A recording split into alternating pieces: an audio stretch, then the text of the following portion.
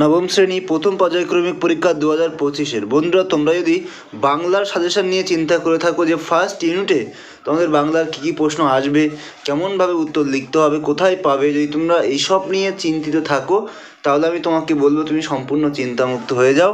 কেননা এই ভিডিওতে আমি তোমাদের সম্পূর্ণ সাজেশন সহ উত্তর কিভাবে পাবে, পয়েন্ট ভিত্তিক উত্তর যা তুমি লিখলেই কিন্তু ফুল মার্কস পেয়ে যাবে, সেই ধরনের উন্নত মানের নোটসগুলো আমি তোমাকে দেওয়ার চেষ্টা করব। তো আগে একটু দেখে নাও যে সিলেবাসটা এটা আছে, ঠিক আছে? তোমরা একটু দেখে নেবে সিলেবাসটা, আর আমি যেটা তৈরি করেছি সেটা তোমাদেরকে একটু দেখাই। আগে বাংলার কথা বলি। বাংলা এখানে দেখো কবিতা, এমসিকিউ, এসিকিউ থেকে 40টা আমি তোমার 3 নম্বর প্রশ্ন করেছি। 3 নম্বর তোমার এর বাইরে আসবে না। এখানে ভাব সম্প্রসারণ সহ গল্প, কবিতা ও বোমযাত্রী ডায়েরি থেকে 50খানা কিন্তু 5 নম্বর প্রশ্নের উত্তর করেছি। যদি তুমি এগুলো করে যেতে পারো তাহলে তুমি কিন্তু সম্পূর্ণ ফুল মার্কস এখান থেকে পাবেই পাবে। এছাড়া তুমি কী কী পাবে দেখো, ইতিহাস এবং ভূগোলের, এখানে তোমরা দেখতে পাচ্ছ ভূগোলের সমস্তটা আছে এমসিকিউ, এসিকিউ 2 মার্কস, যা তোমাদের ফার্স্ট ইউনিটের সিলেবাসে মেনশন করা আছে। আবার ভূগোলের এখানে 3-5 মার্কস পেয়ে যাবে। ইতিহাসেরও এমসিকিউ, এসিকিউ 2 মার্কস, আবার দেখো এখানে কিন্তু তোমরা 4-8 মার্কস কিন্তু পেয়ে যাবে। সুতরাং চিন্তার কোনো কারণ নেই, এখান থেকেই তোমরা কিন্তু সমস্ত প্রশ্ন কমন পাবেই পাবে, ঠিক আছে? তো ক্লাস 9-এর বাংলা, ইতিহাস এবং ভূগোল এই 3টে বিষয় তুমি কমপ্লিট নোট পেয়ে যাবে। এর দাম অ্যাকচুয়ালি আছে প্রায় 239। তো তুমি যদি 3টে সাবজেক্ট একসাথে নাও তাহলে কিন্তু 179 পে করলে হয়ে যাবে। কি বললাম? 179 পে করলে, শুধুমাত্র 3টে সাবজেক্ট যদি তুমি একসাথে নাও তো। আর যদি তুমি ইন্ডিভিজুয়ালি কোনো সাজেশানে ধরে নাও, যদি তুমি শুধু এইটা নিতে চাও বা এটা নিতে চাও তাহলে সেই ক্ষেত্রে তোমাকে পার পিডিএফ কিন্তু 39 করে করে পে করতে হবে। 3টে সাবজেক্ট একেবারে নিয়ে নিলেই তোমার কিন্তু সমস্ত চিন্তা থাকবে না, ঠিক আছে? সমস্ত চিন্তা একদম অবসান হয়ে যাবে। তো বন্ধুরা, যারা নিতে চাও অতি অবশ্যই স্ক্রিনে দেওয়া হোয়াটসঅ্যাপ নম্বরে যোগাযোগ করবে। এবার একটু চলো সিলেবাসটা আমরা একটু ডিটেলসে দেখে নেব। এখানে কী আছে দেখো, কলিঙ্গ দেশে ঝড় বৃষ্টি করতে হবে, ধ্বনি ও ধ্বনি পরিবর্তন, ধীবর বৃত্তান্ত, ইলিয়াস, শব্দ গঠন, উপসর্গ অনুসর্গ, দাম, নোঙর, ধাতু ও প্রত্যয়, ভাব সম্প্রসারণ। আর সহায়ক পাঠের বোমযাত্রী ডায়েরি থেকে কারবাস যেটা আছে সেটা তোমাদের থাকবে, ঠিক আছে? তো এই হচ্ছে তোমার 40 নম্বরের 1.5 ঘন্টা যে পরীক্ষাটা হবে সেই পরীক্ষার সম্পূর্ণ সিলেবাস। এইবারে আমরা কিন্তু একটু সাজেশানের দিকে যাব। আর একটা কথা একটু বলার আছে যে এই সমস্ত স্কুলের শিক্ষক শিক্ষিকারা প্রশ্ন করেন, সেক্ষেত্রে কিন্তু তোমাদের নাম্বার বিভাজনের পরিবর্তন ঘটতে পারে, এটা নিজেরা একটু চেক করে নেবে, ঠিক আছে? বা সেই স্যার ম্যামদেরকে জিজ্ঞেস করে নেবে। প্রথমে আসবো কলিঙ্গ দেশে ঝড় বৃষ্টি, প্রশ্নের মান কত? 5। এখানে কলিঙ্গ দেশে ঝড় বৃষ্টি কাব্যাংশ অবলম্বনে প্রবল প্রাকৃতিক দুর্যোগের বিপর্যস্ত জনজীবনের ছবি কিভাবে ফুটে উঠেছে তা আলোচনা করো। 2টা প্রলয় গুনিয়া প্রজা ভাবয়ে বিষাদ, কোন স্থানের প্রজাদের কথা বলা হয়েছে, কোন বিপর্যয়কে তারা প্রলয় ভেবেছিল তা লেখো। 3 নম্বর, বিপাকে ভবন ছাড়ি প্রজা দিল রড়, কোন স্থানের প্রজাদের কথা এখানে বলা হয়েছে, তারা কেমন বিপদে পড়েছিল। 4টা দেখো, নিরবধি 7 দিন বৃষ্টি নিরন্তর, নিরবধি 7 দিন ধরে কোথায় বৃষ্টি হয়েছিল, সেই বৃষ্টির ফলে সেখানকার প্রজাদের কেমন অবস্থা হয়েছিল। কলিঙ্গ সংহরে সকল লোকে যে জৈমিনীকে কে স্মরণ করার মধ্য দিয়ে কলিঙ্গবাসীর কোন মনোভাব ঘটেছে। প্রশ্ন নম্বর 3 দেখো, চারি মেঘে বরিশে মুষলধারে জল, চারি মেঘ কী? চারি মেঘে মুষলধারে বর্ষণের অবস্থা, আগের অবস্থা বর্ণনা করো। বিপাকে ভবন ছাড়ি প্রজা দিল রড়, রড় শব্দের অর্থ কী? কলিঙ্গের প্রজারা ভবন ছেড়ে পালাচ্ছে কেন? তারপর দেখো, প্রলয় গুনিয়া প্রজা ভাবয়ে বিষদ, প্রজারা বিষণ্ণ কেন? ভাদ্রপদ মাঝ যেন পড়ে থাকা তাল, প্রসঙ্গ সহ উপমার্থ বুঝিয়ে দাও। ঈশানে উড়িল মেঘ সঘনে চিকুর, উদ্ধৃত অংশটি ব্যাখ্যা করো। তারপর দেখো এখানে দেওয়া আছে, দেখিতে না পায়ে কেউ অঙ্গ আপনার, কেউ অঙ্গ দেখতে পাচ্ছে না কেন? মা চণ্ডীর আদেশে বীর হনুমান কী করলো, বীর হনুমানের পরিচয় দাও। মেঘে কইল অন্ধকার, মেঘ কীভাবে অন্ধকার করলো। এরপরে আমরা চলে আসবো ধীবর বৃত্তান্তে। ধীবর বৃত্তান্তের এখানেও প্রতিটি প্রশ্নের মান 5। ধীবর বৃত্তান্ত নাট্যাংশ অবলম্বনে ধীবরের চরিত্রটি বিশ্লেষণ করো। ব্যাটা বাটপার, আমরা কি তোর জাতির কথা জিজ্ঞেস করেছি? বাটপার বলতে কি বোঝায়? উদ্দিষ্ট ব্যক্তি তার জাতি প্রসঙ্গে কি বলেছিল? তিনেরটা দেখো, যে বৃত্তি নিয়ে যে মানুষ জন্মেছে সেই বৃত্তি নিন্দনীয় হলেও তা পরিত্যাগ করা উচিত নয়। উক্তিটি কার, কোন প্রসঙ্গে এই উক্তিটিতে যে যে দর্শন ফুটে উঠেছে তার সংক্ষিপ্ত বর্ণনা দাও। ঠিক আছে। 4 নম্বরে দেখো, এখন থেকে তুমি আমার একজন বিশিষ্ট প্রিয় বন্ধু হলে। তারা পরস্পরের বন্ধু হয়েছে, এমন বন্ধুত্বের কারণ কি? 5এরটা দেখো, শকুন্তলা অপমানিতা হলেন রাজসভায়। কোন রাজসভায় শকুন্তলা অপমানিত হন, তার অপমানিত হওয়ার কারণ কি, অথবা শকুন্তলাকে তিনি কেন অপমানিত হয়েছিলেন? 6টা, দুর্বাসা মুনি শকুন্তলাকে অভিশাপ দিয়েছিলেন কেন? অভিশাপ কি? অভিশাপের প্রভাব মুক্ত হওয়ার উপায় কি ছিল? এরপর দেখো, প্রতিটি প্রশ্নের মান 3। মহর্ষি কর্ণের তপবনে তার অনুপস্থিতিতে মহর্ষি কর্ণকে তিনি তপবনে অনুপস্থিত থাকায় কি ঘটেছে? তারপর দেখো 2এরটা, শকুন্তলাকে কি কারণে অভিশাপ দেন? বেটা বাটপার, আমরা কি তোর জাতির কথা জিজ্ঞেস করেছি? উদ্ধৃতিটি ব্যাখ্যা করো। আপনারা অনুগ্রহ করে শুনুন, প্রসঙ্গ উল্লেখ করে উদ্ধৃতিটি ব্যাখ্যা করো। তা তোর জীবিকা বেশ পবিত্র বলতে হয় দেখেছি। উদ্ধৃতিটি ব্যাখ্যা করো। মহাশয়, বিনা দোষে আমাকে মারবেন না। উদ্ধৃতিটির তাৎপর্য বুঝিয়ে দাও। তিনি শকুন্তলাকে চিনতে পারলেন না। তিনি কে? চিনতে না পারার কারণ কি? শকুন্তলার হারানো আংটি কে কিভাবে পেল? বেদজ্ঞ ব্রাহ্মণ স্বভাবে দয়াপরায়ণ হলেও যজ্ঞীয় পশুবধের সময় নির্দয় হয়ে থাকেন। উদ্ধৃতিটির তাৎপর্য বুঝিয়ে দাও। সেই আংটিটা রাজার খুব প্রিয় ছিল। নাট্যাংশের কোন ঘটনা প্রমাণ করে আংটিটা রাজার খুব প্রিয় ছিল? এরপরে আসবো আমরা ইলিয়াসে। যে কোশ্চেনগুলো ইয়েলো কালার দিয়ে স্টার মার্কস করা আছে সেগুলো অতি অবশ্যই আগে করে ফেলতে হবে। ঠিক আছে। আর যে পিডিএফটা বললাম বাংলার, ওই পিডিএফগুলোর মধ্যে কিন্তু এর সবটারই উত্তর ওর মধ্যে দেওয়া আছে। ঠিক আছে। তো ইলিয়াসের 5 নম্বরের প্রথম প্রশ্ন দেখো, ইলিয়াস গল্পে ইলিয়াস চরিত্রে যে দিকগুলি তোমার দৃষ্টিতে ধরা পড়ে তার উল্লেখ করো, অথবা ইলিয়াস চরিত্রের বৈশিষ্ট্যগুলি লেখো। 2এরটা, ইলিয়াস গল্প অবলম্বনে শামশেমাগির চরিত্র আলোচনা করো। ইলিয়াসকে তার বিষয় সম্পত্তি কীভাবে বেড়ে উঠেছিল, ফলে ইলিয়াসের সম্পত্তিতে টান পড়লো। ইলিয়াসের সম্পত্তিতে টান পড়ার কারণ কি? এর ফলে ইলিয়াসের যে পরিণতি হয় তা সংক্ষেপে লেখো। যতদিন ধনী ছিলাম কখনো সুখ পাইনি। ধনী অবস্থায় ইলিয়াসের সংসারে সুখ ছিল না কেন? দুঃখের জীবন থেকে বুড়ো বুড়ি কীভাবে সুখের লাভ করতো বা করলো? 6এরটা, যতদিন ধনী ছিলাম কখনো, একই প্রশ্ন। ঠিক আছে। তারপরে দেখো 7 নম্বরটা, শুনে অতিথিরা ভাবতে বসলো। অতিথিরা কি শুনলেন? তারা ভাবতে বসলেন কেন? 8এরটা, সত্যি ভাগ্য যেন চাকার মতো ঘোরে। ভাগ্যচক্রে পৃষ্ঠ ইলিয়াস দম্পতির জীবন কাহিনী আলোচনা প্রসঙ্গে তাদের আত্মোপলব্ধির অভিজ্ঞতা আলোচনা করো।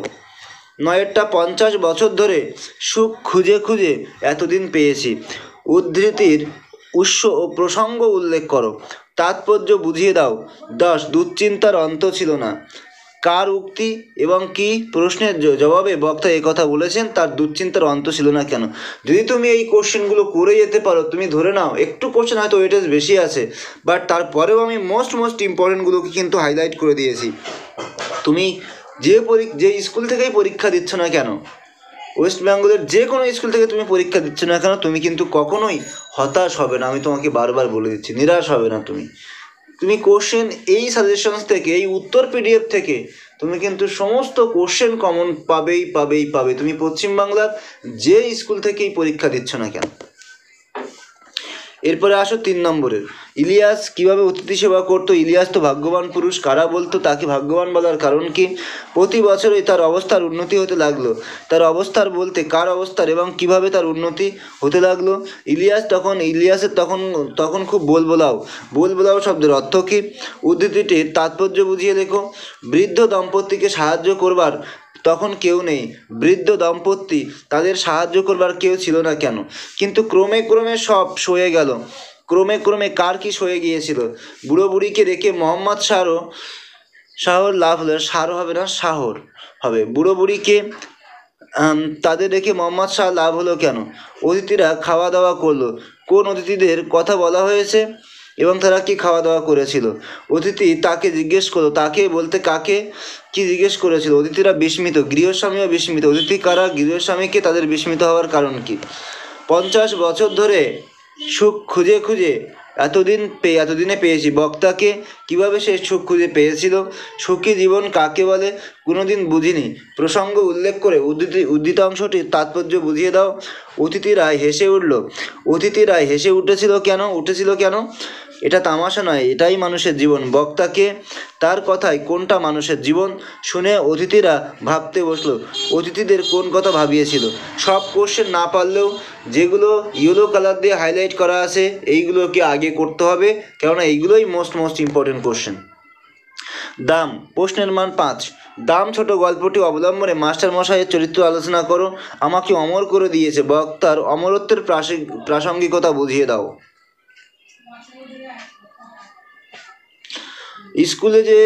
স্কুলে কি বিভীষিকায় যে ছিলেন ভদ্রলোকটির যে বিভীষিকাময় ছবি গল্পটিতে ফুটে উঠেছে তার পরিচয় দাও।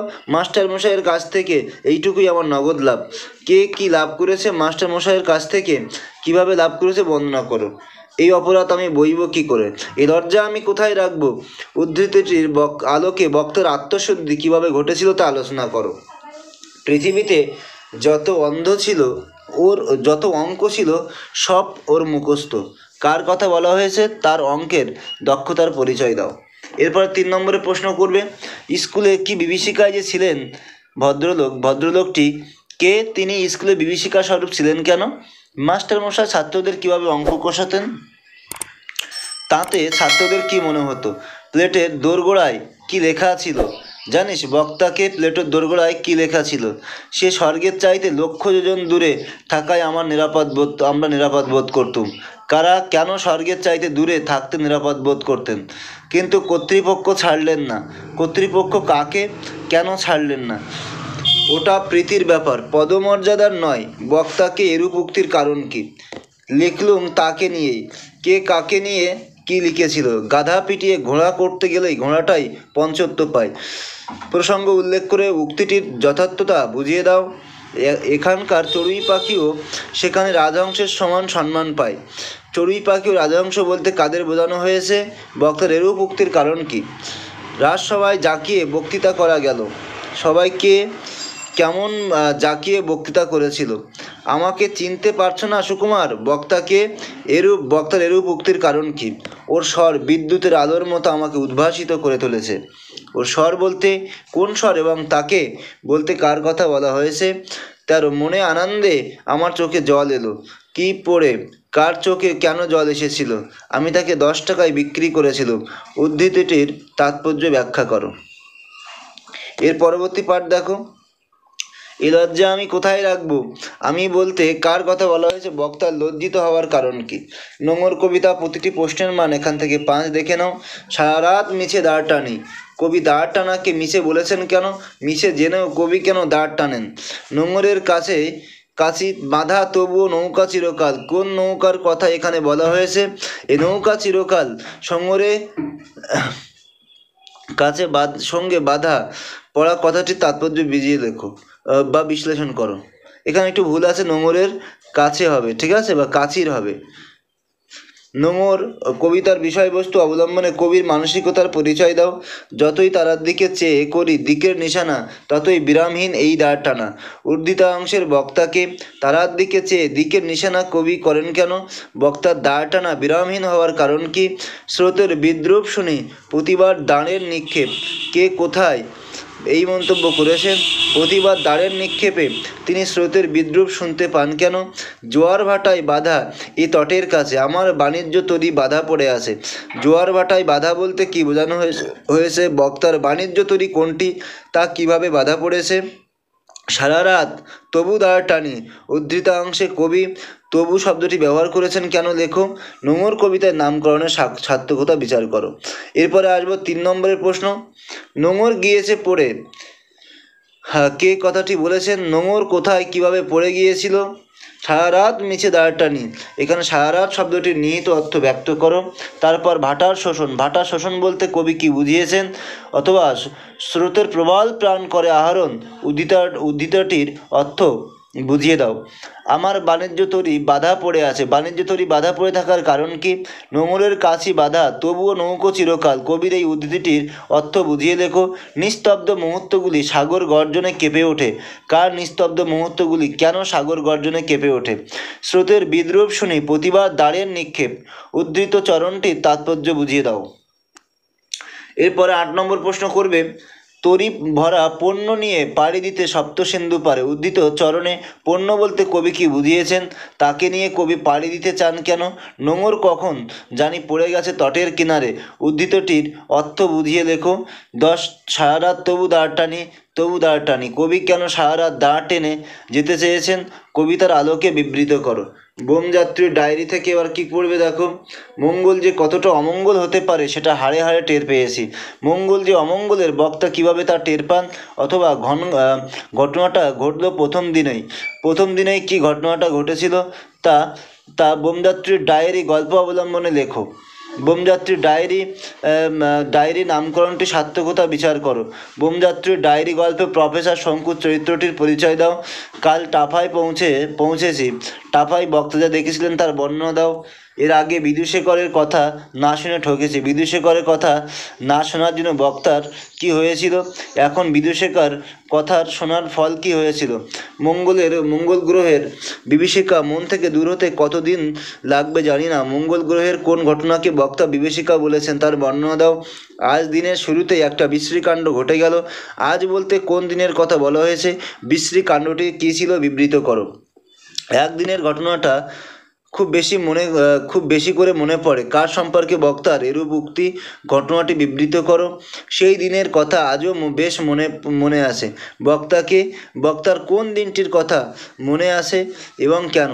প্রথমবারের কেলেঙ্কারিটার জন্য একমাত্র প্রহ্লাদই দায়ী। প্রহ্লাদকে প্রথমবারের কেলেঙ্কারির দায় একমাত্র প্রহ্লাদের কেন আলোচনা করো। এবার গল্পের বদলে ডায়েরিটা দেখে একটু আশ্চর্য হলাম। বক্তা কার ডায়েরির কথা বলেছেন? ডায়েরির লেখক সম্পর্কে বক্তা কি জানতেন? ডায়েরির কিভাবে পাওয়া গিয়েছিল? এরপরে আসবো বন্ধুরা ভাব সম্প্রসারণে। প্রথম ভাব সম্প্রসারণ করুন। পুষ্প আপনার জন্য ফোটে না, পরের জন্য তোমার হৃদয় কুসুমকে প্রস্ফুটিত করিও। সবার উপরে মানুষত্ব, তাহার উপরে নাই। অন্যায় যে করে আর অন্যায় যে সহে, তব ঘৃণা তারে যেন তৃণ সমদহে। শৈবাল দিগিরে বলে উচ্চ করে শির, লিখে রেখো দিও এক ফোঁটা দিলেন শিশির। নদীর এপার কহে ছাড়িয়া নিঃশ্বাস, ওপারেতে সর্বসুখ আমার বিশ্বাস। উত্তম নিশ্চিন্তে চলে অধমের সাথে, তিনিই মধ্যম যিনি চলেন তফাতে। বন্যেরা বনে, শিশুরা মাতৃকোরে, ছোট ছোট বালুকণা বিন্দু বিন্দু জল, গড়ে তুলে মহাদেশ সাগর অতল। চোর দোষী বটে কিন্তু কৃপণ ধনী তদপেক্ষা শতগুণে দোষী। কেরোসিন শিখা বলে মাটির প্রদীপে, ভাই বলে ডাকো যদি দেব গলা টিপে। এ জগতে হাই সেই বেশি চাই, আছে যার ভুরি ভুরি, রাজার হস্ত করে সমস্ত কাঙালের ধনচুরি। মেঘ দেখে কেউ করিস নে ভয়, আড়ালে তার সূর্য হাসে। ধর্মের বোঝা মোহ এসে যারে ধরে, অন্ধ সেজন মারে আর শুধু মরে। ছোট ছোট বালুকণা বিন্দু বিন্দু জল, গড়ি তোলে মহাদেশ সাগর অতল। ক্ষুধার রাজ্যে পৃথিবী গদ্যমায়, পূর্ণিমার চাঁদ যেন ঝলসানো রুটি। বহুদিন বহু ক্রোশ দূরে, বহু ব্যয় করি বহু দেশ ঘুরে, দেখিতে গিয়েছি সিন্ধু। যে নদী হারায় স্রোত, চলিতে না পারে সহস্র শৈবাল দাম, বাঁধে আসি তারে। তাহলে বন্ধুরা এই ছিল তোমাদের সম্পূর্ণ যে সাজেশান, বাংলা সাজেশান। ঠিক আছে, যদি তোমরা এইগুলো করে যেতে পারো তো তুমি নিশ্চিন্তে থাকো, এখান থেকে কিন্তু তুমি সমস্ত কোশ্চেন কমন পাবে। ঠিক আছে, তো একটু ভিডিও শেষ করার আগে একটু আরও একবার বলবো যে তোমরা কী কী করবে। তো বন্ধুরা তোমাদের যেমনটা বললাম, যদি তোমরা বাংলার এমসিকিউ এসিকিউ 3 মার্কস এবং 5 মার্কসের সমস্ত কিছু উত্তর নিতে চাও ব্যাকরণ সহ, ঠিক আছে, তাহলে তোমরা কিন্তু এই দুটো পিডিএফ পারচেস করতে পারো। ভূগোলের জন্য লাগবে এই দুটো আছে, ইতিহাসের কিন্তু এই দুটো আছে। আমি আরও একবার বলি, 6টা পিডিএফের দাম কিন্তু 240 মতো আছে। তোমরা যদি 3টে একসাথে নাও তাহলে 179 রুপিতে আমি তোমাদেরকে দিয়ে দেবো। তোমরা যদি নিতে চাও উপরে দেওয়া স্ক্রিনে দেওয়া হোয়াটসঅ্যাপ নাম্বারে আমার সাথে যোগাযোগ করো, আমি আমার পেমেন্ট প্রসেস তোমাকে হোয়াটসঅ্যাপের মাধ্যমে দিয়ে দেবো। তুমি পেমেন্ট করে স্ক্রিনশট শেয়ার করলে কিন্তু তুমি এটা পেয়ে যাবে, ঠিক আছে? তো বন্ধুরা, ভিডিও আর বেশি দীর্ঘায়িত করবো না। যদি ভিডিওটি ভালো লাগে অবশ্যই একটা লাইক করবে, কমেন্ট করবে, শেয়ার করে দিও বন্ধুদের সাথে। আর যদি তুমি আমার চ্যানেলে নতুন হয়ে থাকো অতি অবশ্যই চ্যানেলটিকে সাবস্ক্রাইব করে দেবে। তো আজকের ভিডিও এই পর্যন্ত, দেখা হচ্ছে এরকম কোনো একটা ইম্পর্টেন্ট ভিডিওতে। ততক্ষণে সবাই খুব খুব ভালো থাকবে। সবাইকে অনেক অনেক ধন্যবাদ।